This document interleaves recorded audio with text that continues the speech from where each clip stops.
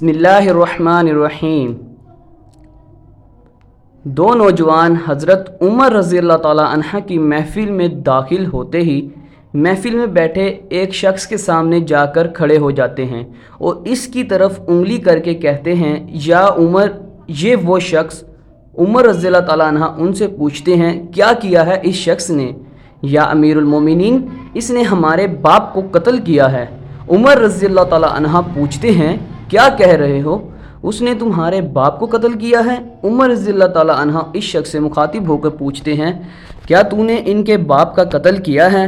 وہ شخص کہتا ہے، ہاں امیر المومنین، مجھ سے قتل ہو گیا ہے ان کے باپ کا۔ عمر رضی اللہ تعالیٰ عنہ پوچھتے ہیں، کس طرح قتل ہوا ہے؟ وہ شخص کہتا ہے، یا عمر، ان کا باپ اپنے اونٹ سمیت میرے کھیت میں داخل ہو گیا تھا، میں نے منع کیا، باز نہیں آیا تو میں نے اس کی طرف ایک پتھر دے مارا جو سیدھا اس کے سر میں لگا اور وہ موقع پر مر گیا۔ عمر رضی اللہ تعالیٰ عنہ فرماتے ہیں، پھر تو قصاص دینا پڑے گا، موت ہے اس کی سزا، نہ فیصلہ لکھنے کی ضرورت، اور فیصلہ بھی ایسا اٹل کہ جس پر کوئی بحث و مباحثے کی گنجائش نہیں۔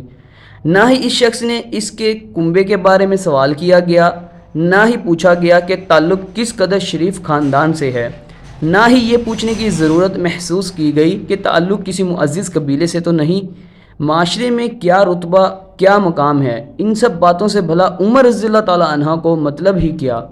کیونکہ معاملہ اللہ کے دین کا ہوتا تو عمر رضی اللہ تعالیٰ عنہ پر کوئی اثر انداز نہیں ہو سکتا، اور نہ ہی کوئی اللہ کی شریعت کے تنفیذ کے معاملے پر عمر کو روک سکتا ہے، حتیٰ کہ عمر رضی اللہ تعالیٰ عنہ کا اپنا بیٹا ہی کیوں نہ قاتل کی حیثیت سے کھڑا ہو، قصاص تو اس سے بھی لیا جائے گا۔ یہ شخص کہتا ہے، اے امیر المومنین، اس کے نام پر جس کے حکم سے یہ زمین و آسمان قائم کھڑے ہیں، مجھے صحرا میں واپس اپنی بیوی بچوں کے پاس جانے دیجیے تاکہ میں ان کو بتا آؤں، میں قتل کر دیا جاؤں گا، ان کا اللہ اور میرے سوا کوئی سہارا نہیں، میں اس کے بعد واپس آ جاؤں گا۔ عمر رضی اللہ تعالیٰ عنہ فرماتے ہیں، کون تیری ضمانت دے گا تو صحرا میں جا کر واپس بھی آ جائے گا؟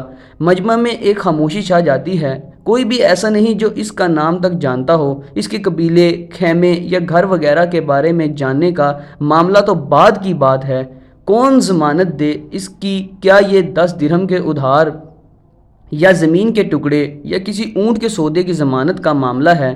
ادھر تو ایک گردن کی ضمانت دینے کی بات ہے جسے تلوار سے اڑا دیا جانا ہے، اور کوئی بھی ایسا نہیں جو اللہ کی شریعت کے تنفیذ کے معاملے پر عمر رضی اللہ تعالیٰ عنہ سے اعتراض کرے یا پھر اس شخص کی سفارش کے لیے کھڑا ہو جائے، اور کوئی بھی نہیں ہو سکتا جو سفارشی بننے کا سوچ سکے۔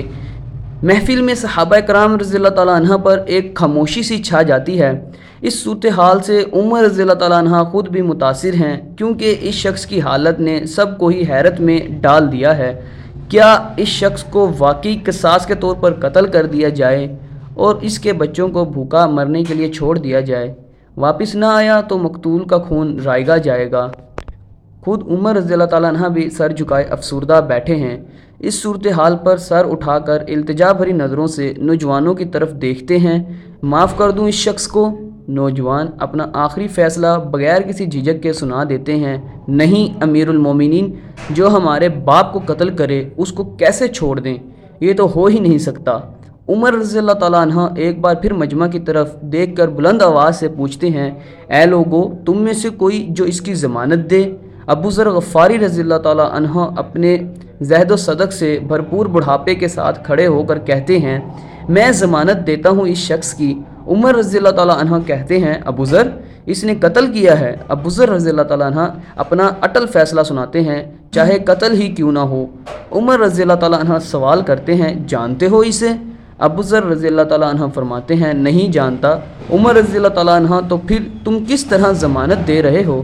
ابو ذر رضی اللہ تعالیٰ عنہ، میں نے اس کے چہرے پر مومنوں کی صفات دیکھی ہیں اور مجھے لگتا ہے کہ یہ جھوٹ نہیں بول رہا ہے، انشاءاللہ یہ لوٹ کر واپس آ جائے گا۔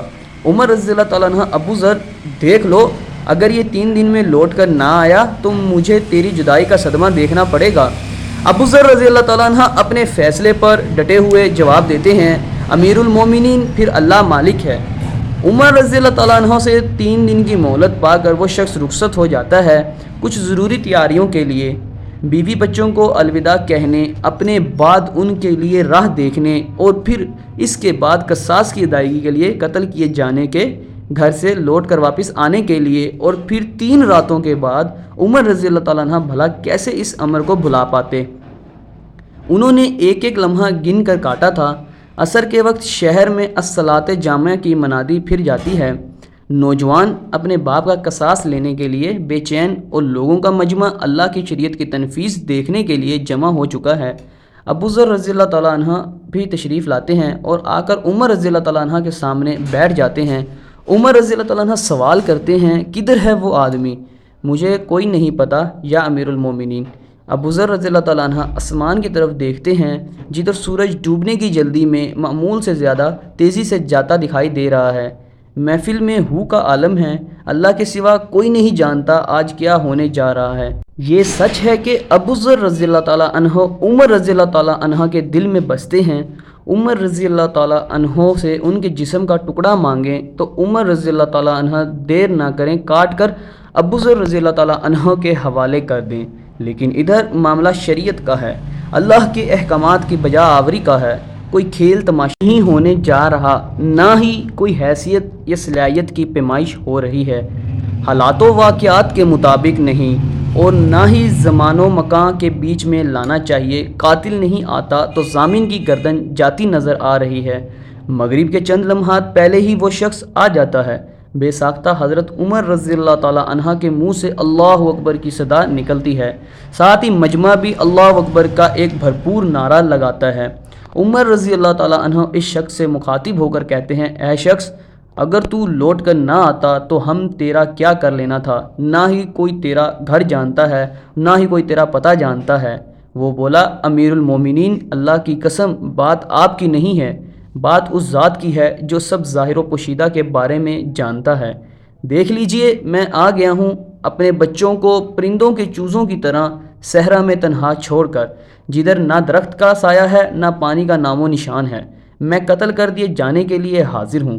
بس مجھے یہ ڈر تھا کہیں کوئی یہ نہ کہہ دے اب لوگوں میں سے وعدوں کا عفاف اٹھ گیا ہے۔ عمر رضی اللہ تعالیٰ عنہ حضرت ابو ذر رضی اللہ تعالیٰ عنہ کی طرف رخ کر کے پوچھا، ابو ذر، تو نے کس بنا پر اس کی ضمانت دی تھی؟ ابو ذر رضی اللہ تعالیٰ عنہ نے کہا، اے عمر، مجھے اس بات کا ڈر تھا کہیں کوئی یہ نہ کہہ دے اب لوگوں سے خیر اٹھا لی گئی ہے۔ حضرت عمر رضی اللہ تعالیٰ عنہ نے ایک لمحے کے لیے توقف کیا اور پھر ان 2 نوجوانوں سے پوچھا، کیا کہتے ہو؟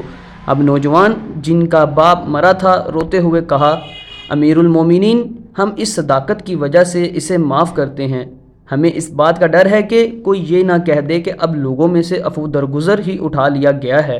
عمر رضی اللہ تعالیٰ عنہ اللہ اکبر پکار اٹھے اور آنسو ان کی داڑھی کو تر کرتے ہوئے نیچے گرنے لگے۔ فرمایا، اے نوجوانوں، تمہاری عفو درگزر پر اللہ تمہیں جزائے خیر دے۔ اے ابو ذر، اللہ تجھے اس شخص کی مصیبت میں مدد پر جزائے خیر دے، اور اے شخص، اللہ تجھے اس وفائے عہد و صداقت پر جزائے خیر دے، اور اے امیر المومنین، اللہ تجھے تیرے عدل و رحم دلی پر جزائے خیر دے۔